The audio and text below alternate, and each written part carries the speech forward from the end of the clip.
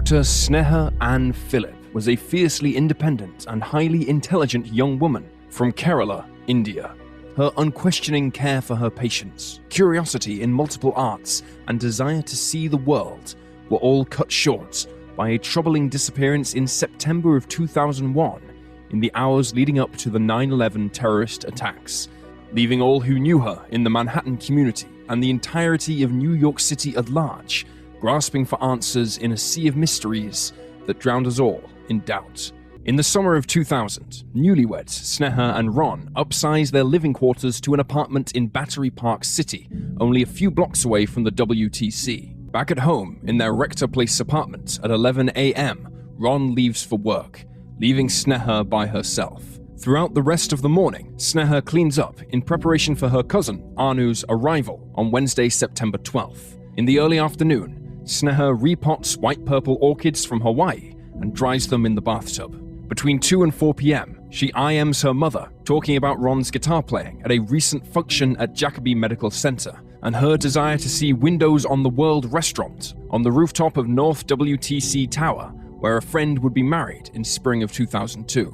Then, between 4 and 5 p.m., Sneha changes into sandals, a brown short-sleeved dress, and ties her hair back into a ponytail.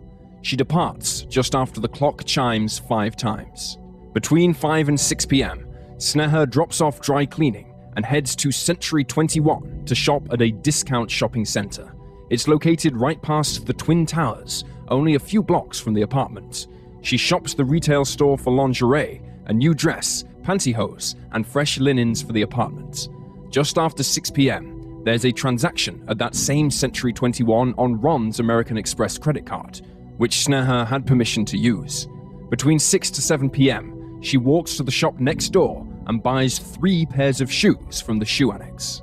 At some point during the 2-hour shopping trip, CCTV cameras capture Sneha looking at the clothing in the department store. This would be the last confirmed sighting of Sneha Anne Philip.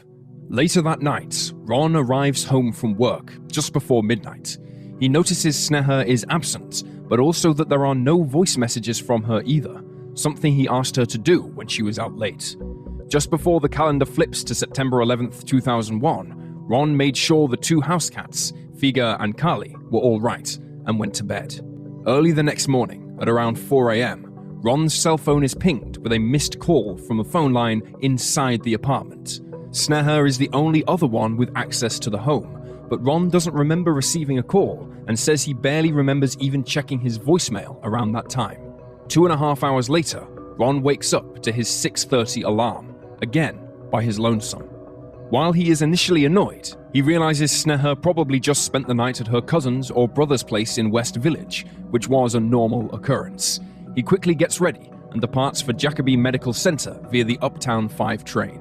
At 8 a.m., Ron attends the meeting, ignorant to the oncoming catastrophe, alongside all of the other blissfully ignorant New Yorkers throughout the city.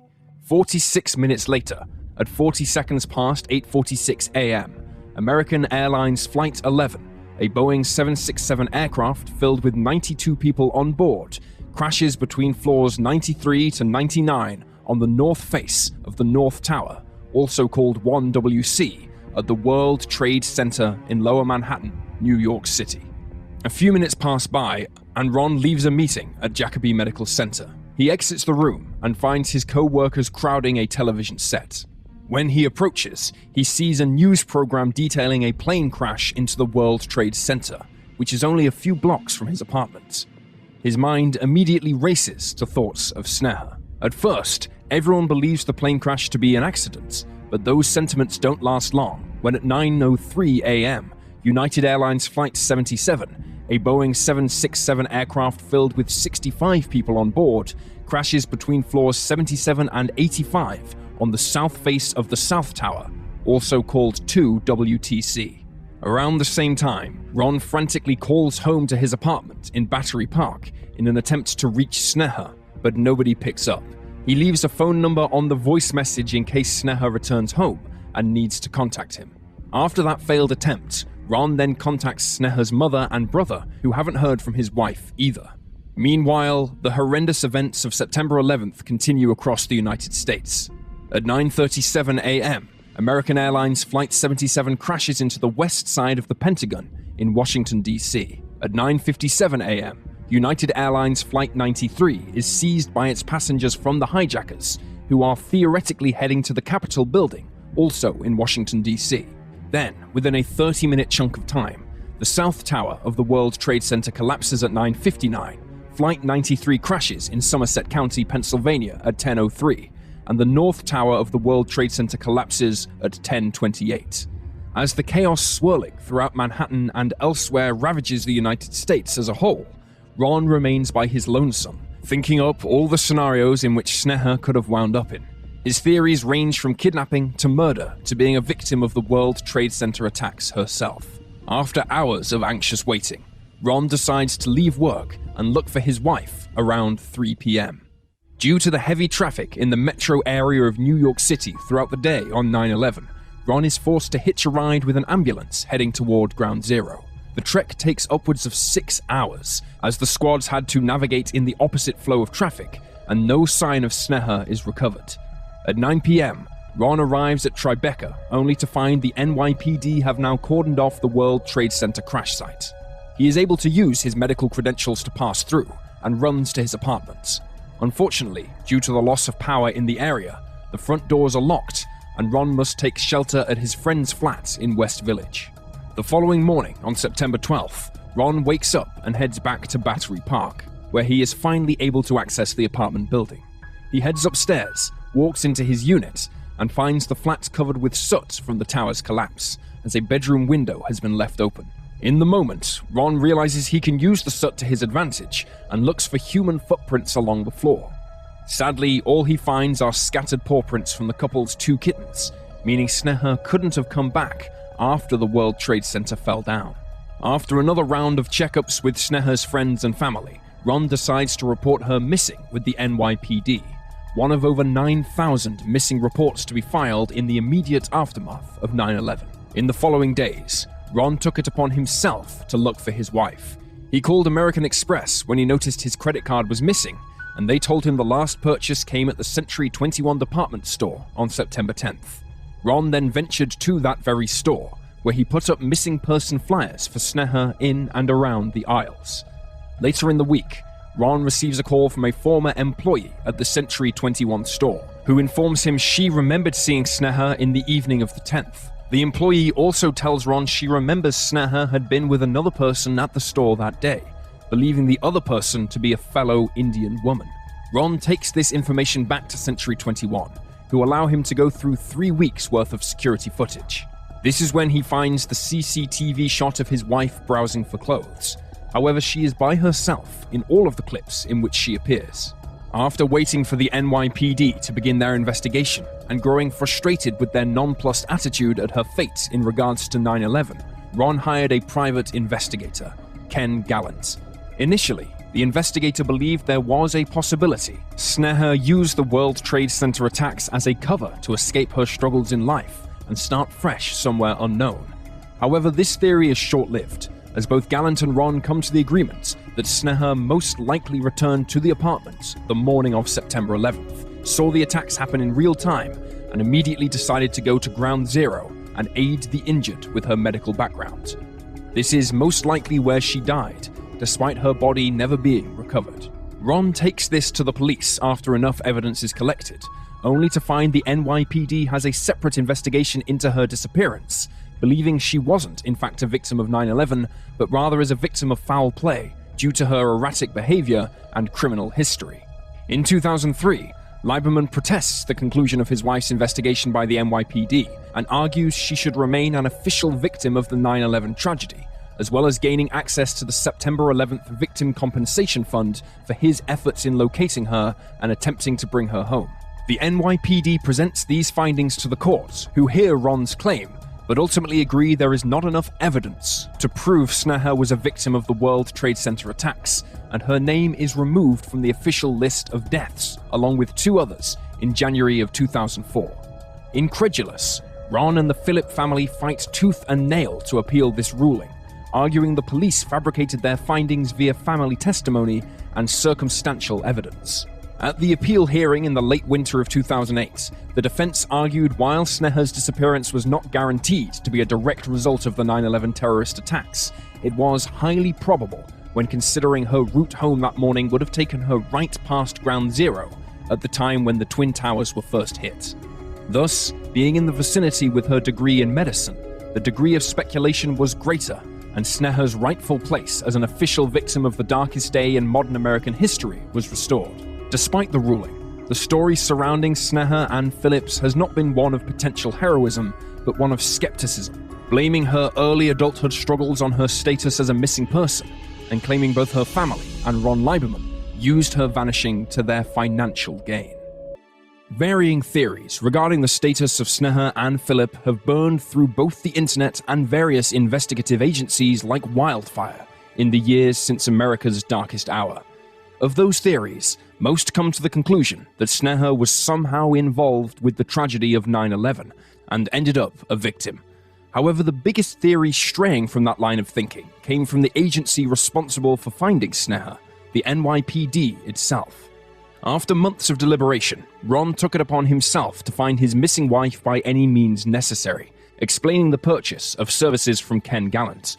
Part of this was due to the NYPD's incredibly busy workload following the events of 9/11, but also because they originally showed a lack of interest in Sneha's case. They were adamant she was probably a victim of the Twin Towers attack and bore no further investigation. At first, Ron was incredulous, believing his wife couldn't possibly have been at the towers and was sure something had happened to her the night before. Luckily, with the professional insight and detective work of Ken Gallant, both men came around and realized, looking at all the facts, Sneha was indeed a likely victim of 9/11. In a bizarre twist though, as Ron and Gallant came around to this conclusion, law enforcement flip-flopped to Ron's original theory. As it turned out, the NYPD were investigating Sneha's disappearance, but from the perspective that she had brought her own vanishing upon herself. Of course, like any perplexed widower would do, Ron asked for a detailed explanation, having just accepted the tragic truth his wife died, along with 3,000 others on September 11th, 2001. Did he miss something? As it turned out, the NYPD had been building a pretty lengthy and detailed timeline of Sneha's past, focused not on her medical degree or affinity for painting, but rather her run-ins with the law and other personal issues Ron had long since stopped attributing to her disappearance. These detailed reports started with Sneha's final days as a resident of the Cabrini Medical Center, where she held an internship. Because she was classified as an intern, Sneha could not be outright fired. However, she was informed her contract wouldn't be renewed due to issues stemming from being late and alcohol abuse. That didn't stop Sneha from spending time with her old co-workers outside of the medical center. One night, not long after the bad news, Sneha went out to a bar with her peers to hang out and drink for a while. Instead of a peaceful night, however, Sneha wound up spending the next 12 hours in jail after engaging in a heated confrontation with one of her younger cohorts.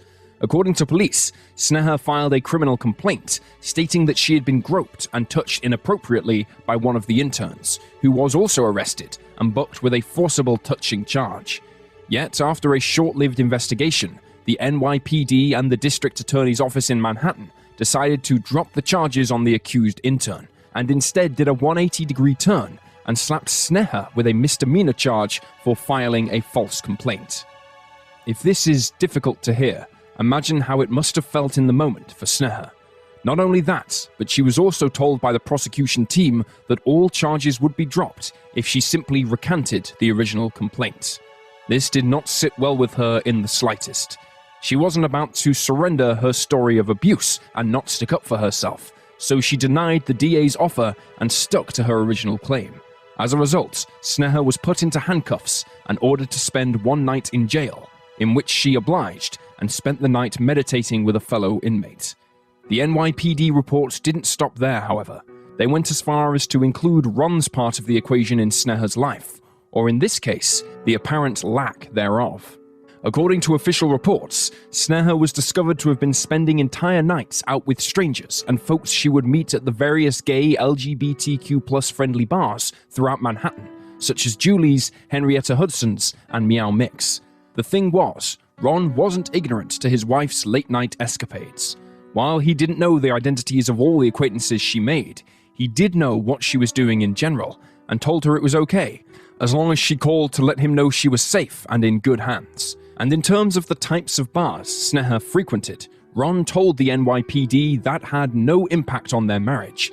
In fact, Ron gave a perfect explanation, saying Sneha had absolutely no interest in being hit on at normal bars, especially after the incident with the intern ended so badly for her. The falsified accusations by the NYPD didn't stop there, though. Their documents also included a supposed interview with Sneha's brother, who allegedly told police he had walked in on Sneha having sex with his girlfriend at the time. Yet, when Sneha's brother was questioned about this at the appeal hearing, he vehemently denied ever making these remarks, much less participating in an interrogation regarding that situation in general. Most damning of all, the police records contend that on the morning of September 10, 2001, after a court proceeding for Sneha's criminal charge appeal, she and Ron got into a heated, verbal confrontation on the courthouse grounds that ended with Ron storming away and Sneha incredulous by herself. The problem is, this never happened, according to Ron. He said they had an intentional discussion, but nothing escalated beyond civility, and that he left for work like he always did after the morning at court.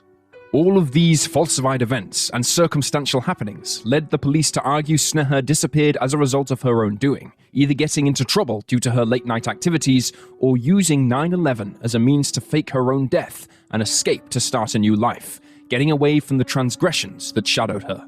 Furthermore, we believe that Sneha was dealing with a lot of pressing matters in life, feeling the pressure that medical school and starting a new life and career can bring. However, it was not the type of thing to push a person to throw it all away and start a new life. Sneha lost her job, not her physician's license or the ability to practice medicine. She already had another job, after all. Rather, it would have made sense for Sneha to spend the night in the places that made her most happy. She had dealt with a stressful court hearing that morning, and after spending the evening shopping, felt it best to stay out. Where exactly she went is anyone's guess.